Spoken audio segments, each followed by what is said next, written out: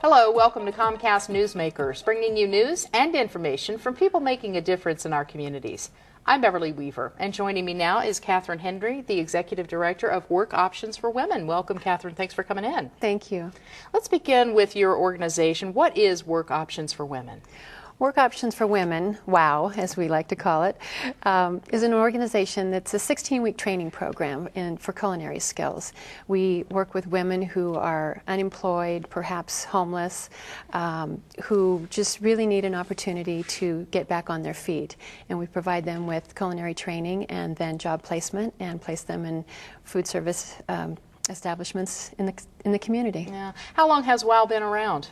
13 years. It came out of the Clinton Welfare Reform Act and wanted to just provide an opportunity for women to gain some really solid skills and be able to get into the workforce. And I know you focus very particularly on culinary skills as a particular field. Why was that such a focus, Catherine, for the organization to really base everything on?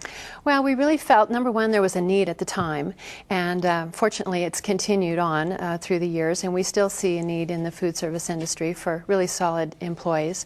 And in addition to that, it's an opportunity for people who may not have very limited education, reading and writing skills, but they can still go on and be very successful in the food service industry. All right. And you have several different outlets right now. Tell me a little bit about how the program has grown. People can actually come and sample the food that these women are making. Mm-hmm. We started actually at the Archdiocese several years ago and then moved to Denver Human Services, where we run the employee cafeteria there. And then recently we opened Cafe Options downtown at 1650 Curtis.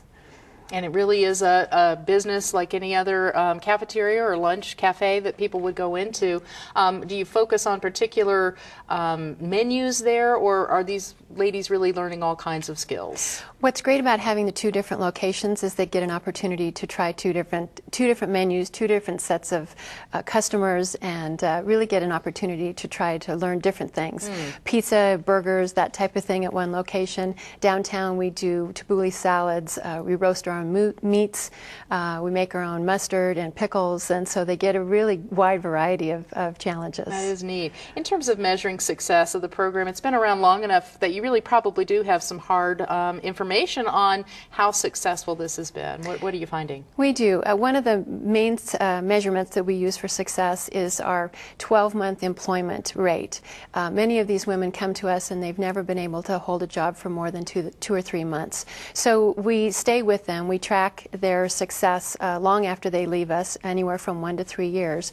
But at that 12-month mark, we're measuring the success, and we're seeing an 83% success rate. Which is tremendous, given the economy in particular, but that's really a huge number for these women to have jobs, keep those same jobs for 12 months. It is. It's terrific, and we're very proud of it and very proud of them. Where do you see the program going in the future, Catherine? Do you intend to continue growing, perhaps expanding to other outlets, or just involving more women?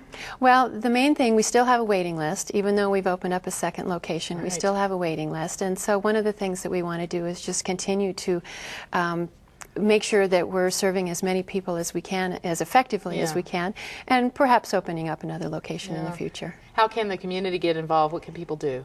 Well, you can always donate or volunteer. One of the best ways to come and support Work Options is to come down to the cafe and simply have lunch. Sure. 100% of the proceeds go back to Work Options for Women.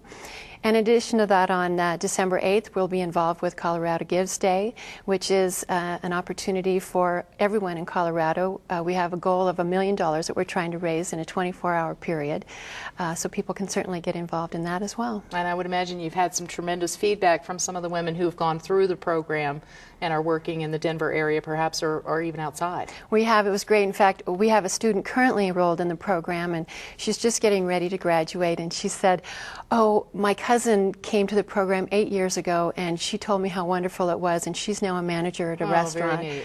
And it was just great to hear that success story. Where can people go to get more information?